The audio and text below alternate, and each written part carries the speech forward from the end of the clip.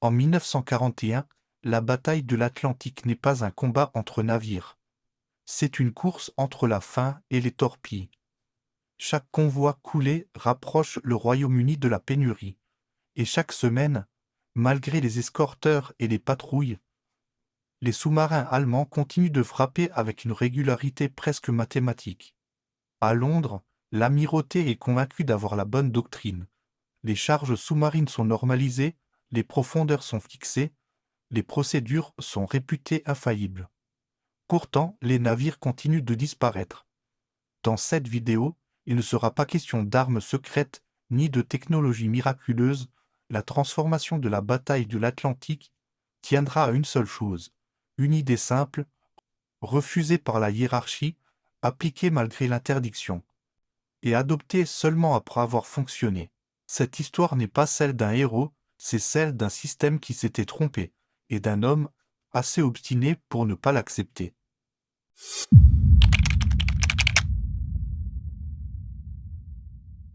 Au début de l'année 1941, la situation stratégique de la Grande-Bretagne ne se mesure plus seulement en batailles gagnées ou perdues sur terre, mais en tonnes de marchandises arrivant ou non dans ses ports. Le Royaume-Uni dépend presque entièrement de ses importations pour survivre.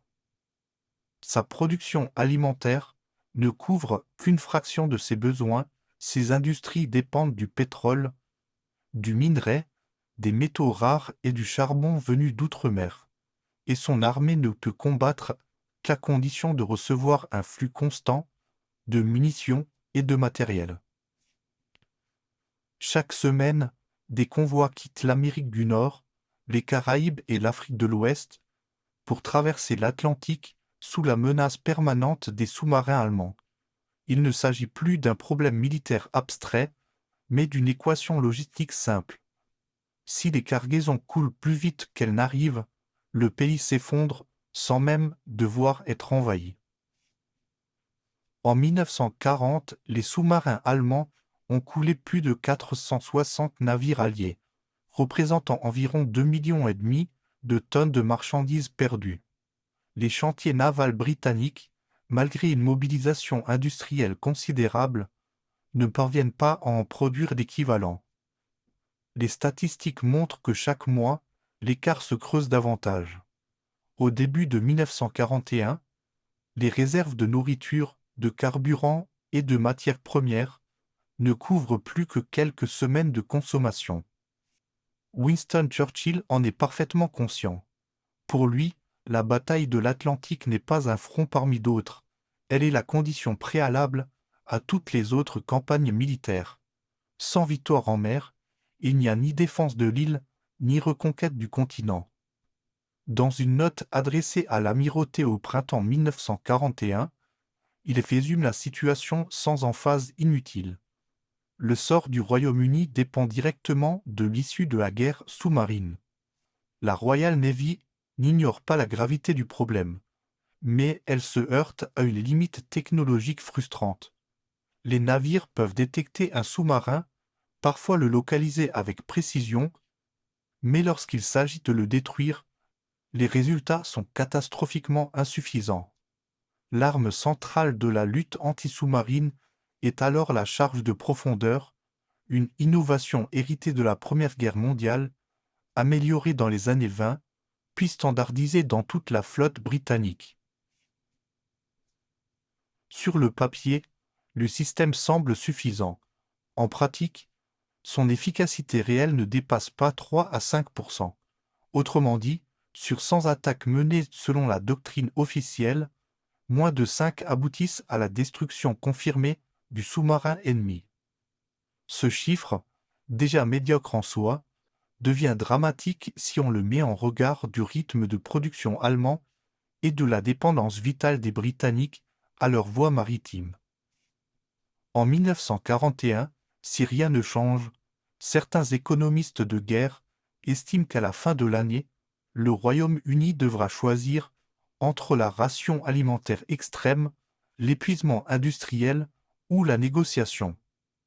Contrairement à l'image ultérieure d'une Grande-Bretagne inébranlable, Le pays se trouve alors au bord d'un étranglement économique silencieux, sans bataille spectaculaire, sans images de ruines, mais avec une disparition progressive des ressources essentielles à la vie quotidienne.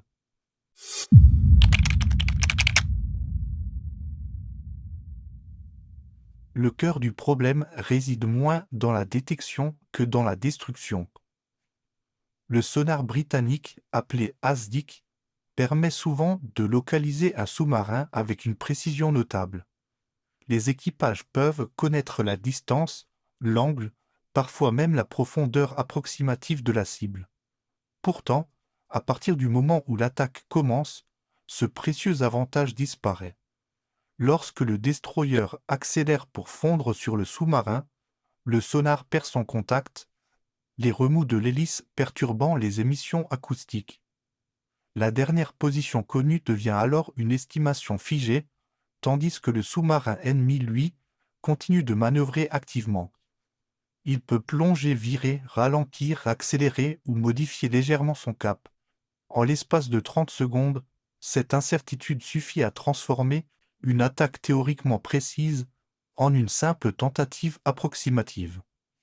La seconde faiblesse tient au réglage de profondeur. Les charges utilisées en 1941 reposent toujours sur des hypothèses datant de la fin de la Première Guerre mondiale, époque à laquelle les sous-marins ennemis ne dépassaient guère 200 pieds de profondeur. Ces réglages standards, généralement autour de 150 à 300 pieds, sont parfaitement inadaptés aux sous-marins modernes de type 7, capables de descendre bien au-delà de 200 mètres. Les commandants allemands ont rapidement compris cette limite. À la moindre détection par un sonar britannique, ils déclenchent une plongée d'urgence à pleine puissance. Leur objectif n'est pas nécessairement de battre un record de profondeur, mais de traverser au plus vite la zone dangereuse, celle où les charges sont censées exploser. Une fois sous cette couche, ils savent qu'ils disposent d'un sérieux avantage. Enfin, les schémas de largage constituent la troisième illusion. Les charges sous-marines sont déployées selon des figures géométriques prédéfinies, généralement en losange ou en ligne décalée. Cette méthode suppose implicitement que le sous-marin reste dans une trajectoire relativement rectiligne, ce qui est rarement le cas. En réalité, dès les premières secondes de la plongée, les sous-marins allemands effectuent des virages serrés et imprévisibles, transformant ces schémas théoriques en exercices presque bureaucratiques. Pourtant, au sommet de la hiérarchie navale, les conclusions sont paradoxales. L'amirauté reconnaît la faiblesse des résultats, mais considère que le problème vient davantage des limitations technologiques que de la doctrine elle-même. Les rapports internes concluent régulièrement que les charges sous-marines fonctionnent dans les limites prévues et que toute amélioration significative suppose l'arrivée de nouveaux armements encore en développement, mortiers anti-sous-marins, torpilles à autodirecteur ou aviation à long rayon d'action. Or, la Grande-Bretagne n'a pas le temps d'attendre plusieurs années. Les ingénieurs peuvent concevoir des armes nouvelles, mais ce sont les marins qui meurent aujourd'hui. C'est précisément à ce point de rupture qu'un officier jusque-là marginal va entrer dans le cœur de la bataille.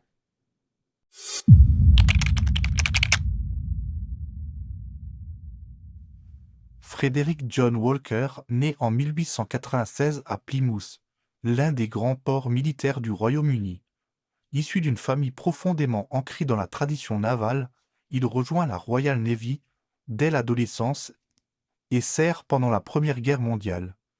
Son parcours est exemplaire, mais sans éclat particulier. Il n'appartient ni à l'aristocratie maritime, ni au cercle d'influence de l'amirauté.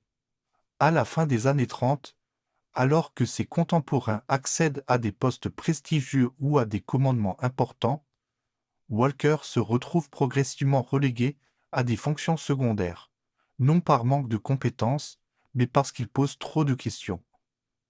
Lors de ces affectations, il remet en cause les itinéraires de patrouille, interroge les méthodes d'évaluation des attaques, critique les schémas d'escorte standardisés. En 1937, alors qu'il sert en Extrême-Orient, il rédige un long rapport sur la protection des convois, dans lequel il pointe plusieurs incohérences majeures dans les procédures de l'amirauté. Le document est poli, argumenté, rigoureusement étayé. Il est aussi totalement ignoré. La réponse se résume à une phrase administrative. Ses observations excèdent le cadre de ses fonctions. En clair, on lui demande de se taire. Lorsque la guerre éclate en septembre 1939, Walker se retrouve à la tête d'un destroyer d'escorte, affecté à des missions monotones mais dangereuses. Tandis que d'autres poursuivent leur ascension, lui accumule des patrouilles sans résultat décisif. Mais contrairement à beaucoup de ses pairs, il ne se contente pas de constater l'échec, il analyse.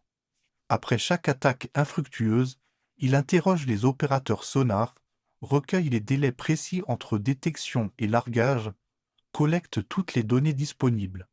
Il demande des rapports d'autres navires, même lorsque ceux-ci n'ont rien à signaler de notable. Sa cabine devient peu à peu une cellule de recherche improvisée.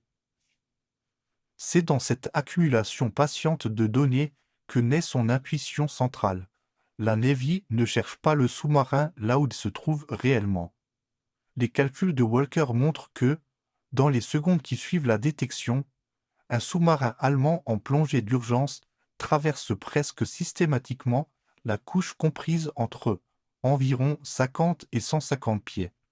Or cette zone, paradoxalement, est presque totalement ignorée par les réglages britanniques qui supposent une plongée plus lente, plus progressive, plus profonde. En d'autres termes, les charges explosent soit trop haut, soit trop bas, mais rarement à l'endroit même où passe la cible. Pour Walker, le diagnostic est évident. La doctrine n'est pas simplement dépassée, elle est mathématiquement erronée.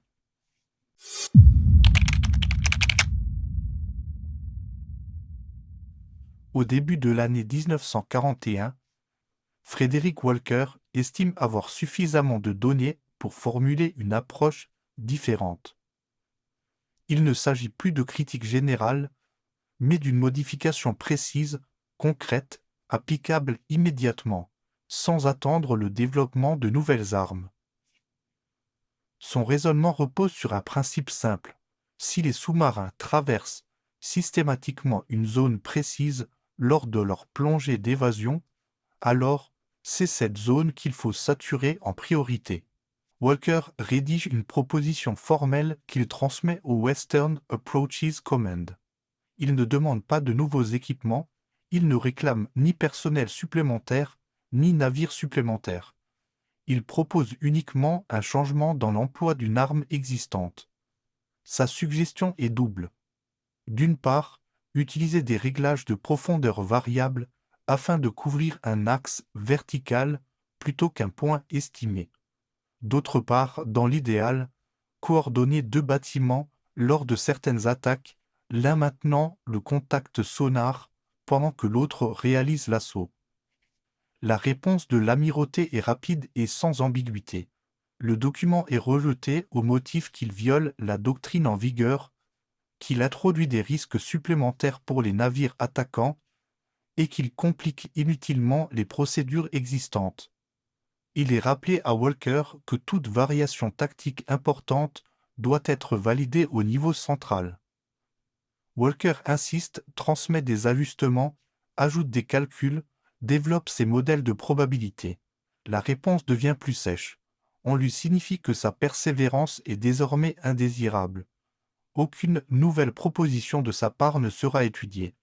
Dans une marine fondée sur la hiérarchie et l'obéissance, le message est clair. Son rôle est d'appliquer, non de concevoir.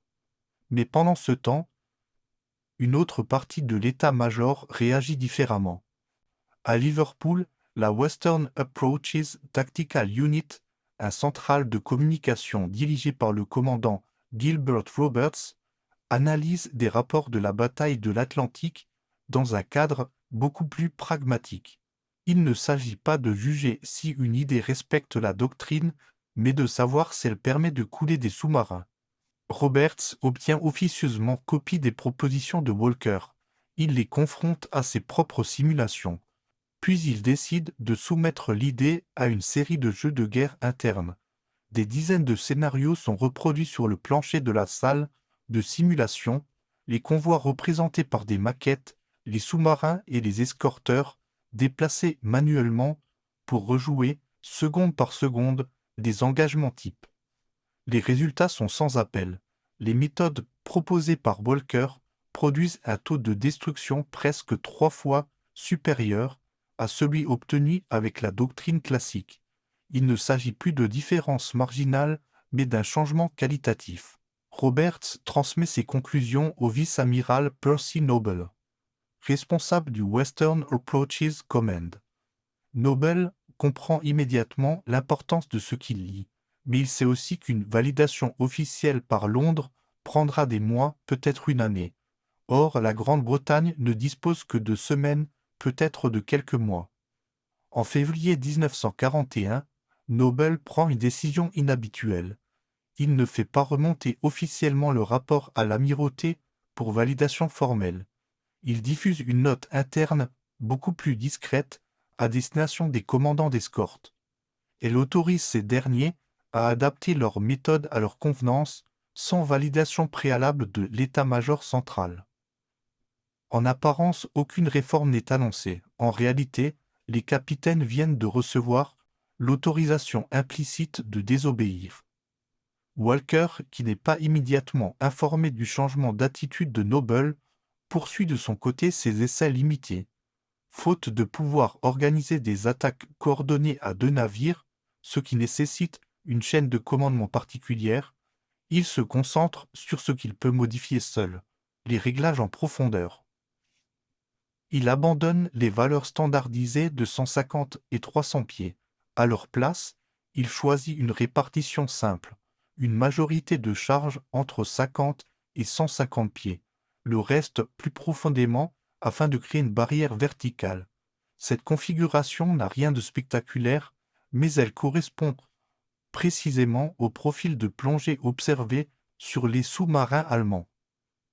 Le 8 mars 1941, Walker applique ces réglages pour la première fois en opération réelle. Le sous-marin ennemi n'est pas détruit, mais lorsqu'il s'échappe, ses opérateurs sonars rapportent des bruits inhabituels.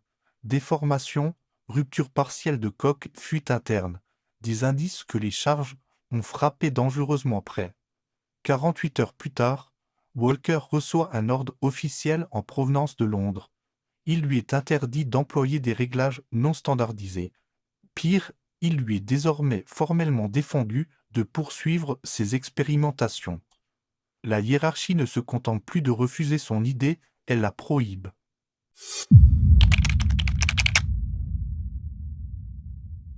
Dans la nuit du 17 mars 1941, la situation du convoi escorté par le HMS Walker semble désespérée.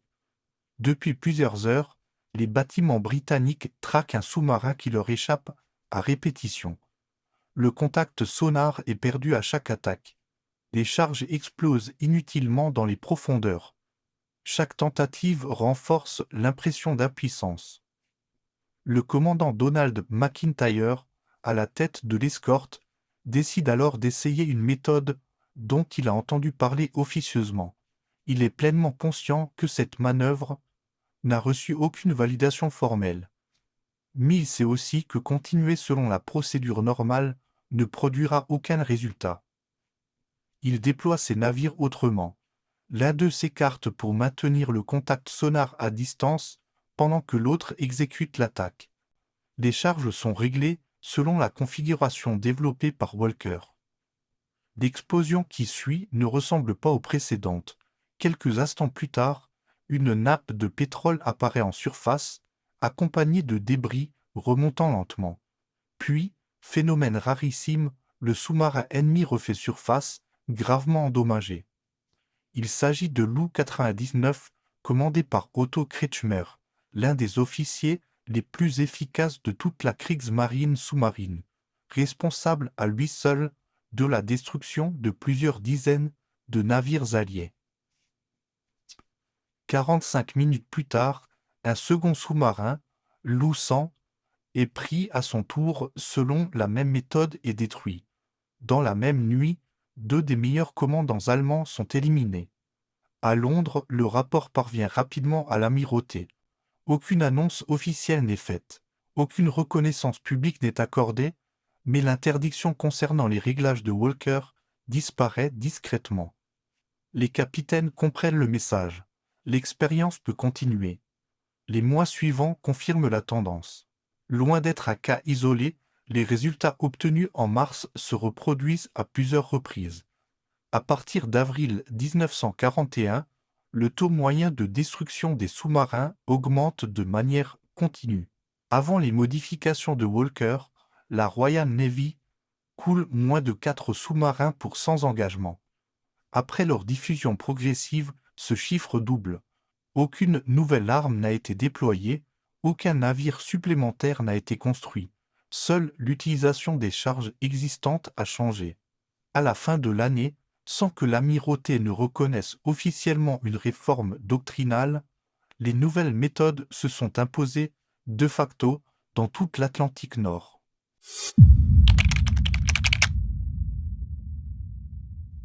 Lorsque Walker reçoit finalement un commandement à la hauteur de ses capacités, en 1943, il ne se contente pas d'appliquer sa première innovation.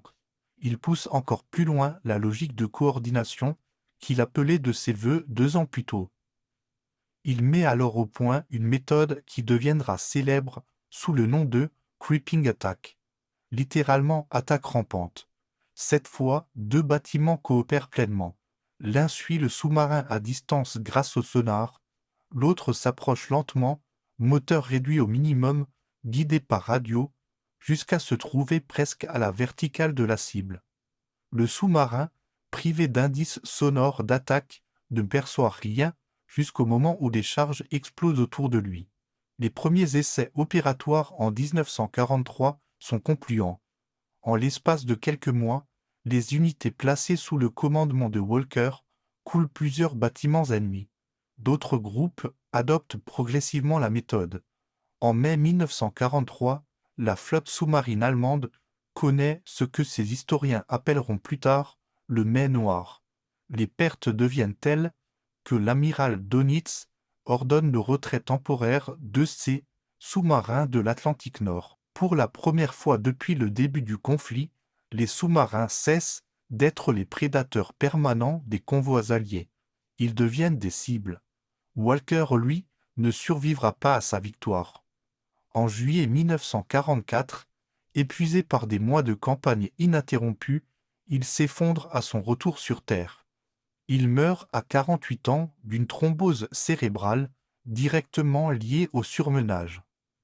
Il n'a jamais été promu amiral, il ne reçoit aucun titre de noblesse, il n'obtient aucune reconnaissance institutionnelle majeure. Ses idées sont adoptées, son nom, non. Après la guerre, les manuels de guerre anti-sous-marine intègrent officiellement ses méthodes. Les principes qu'il a mis en œuvre, coordination des moyens, saturation verticale, adaptation dynamique, deviennent des standards enseignés dans les académies navales occidentales. La marine américaine, la Royal Navy et plus tard l'OTAN incorporent ces concepts dans leur doctrine moderne. Même les torpilles anti-sous-marines et les charges déployées par l'hélicoptère suivent encore aujourd'hui la logique initiée par Walker, frapper à plusieurs profondeurs, au même point, en temps quasi simultané. Sa carrière reste pourtant un cas d'école. Les historiens navals noteront que Walker aura été promu précisément jusqu'au rang où il a cessé d'être docile et jamais au-delà. Un de ses anciens officiers résumera son héritage par une formule simple. Il faisait ce qui devait être fait, non ce qui était autorisé. Des milliers de marins ont survécu parce qu'un homme a refusé d'accepter que l'échec soit une fatalité. Dans les archives de la Royal Navy, les dossiers de Frederick Walker ne sont ni glorieux ni condamnatoires, ils sont sobres. Mais dans l'histoire de la guerre de l'Atlantique, un fait demeure incontestable. Sans ces modifications, sans son obstination, sans son refus discret d'obéir à des règles devenues absurdes, la Grande-Bretagne aurait pu perdre la guerre avant même d'avoir la possibilité de la gagner.